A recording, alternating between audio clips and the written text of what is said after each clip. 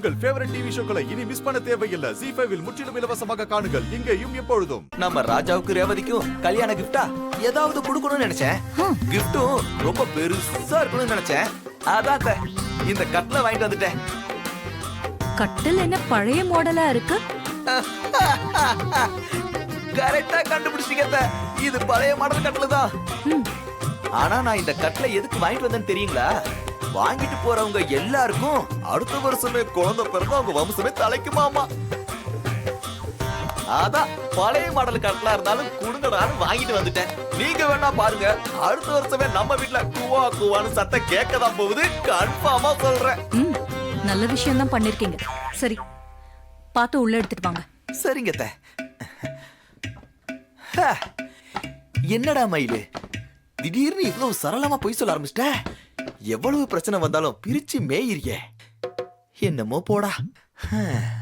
என்ன மாப்பிள்ள இதெல்லாம் கட்டில வந்து இறங்குது? மாமா, இது எல்லாமே உங்க அம்மாவோட ஏற்பாடு. அம்மாவா?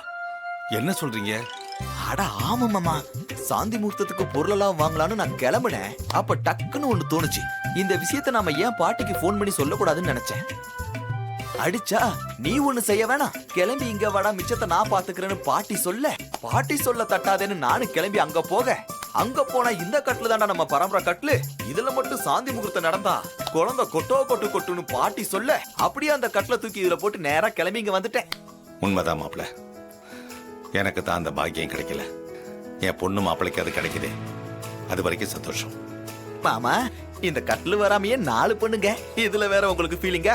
இருக்கட்டும் மாமா, நீங்க முன்ன போங்க. மத்த வேலையெல்லாம் பார்த்துட்டு நான் பின்னாடியே வரேன். ஓகே, நீங்க போங்க.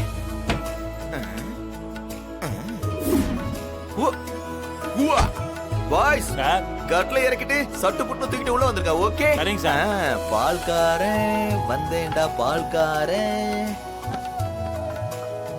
ZEE5 ஆப்பை டவுன்லோட் செய்து அனைத்து எபிசோடுகளையும் இலவசமாக பாருங்க.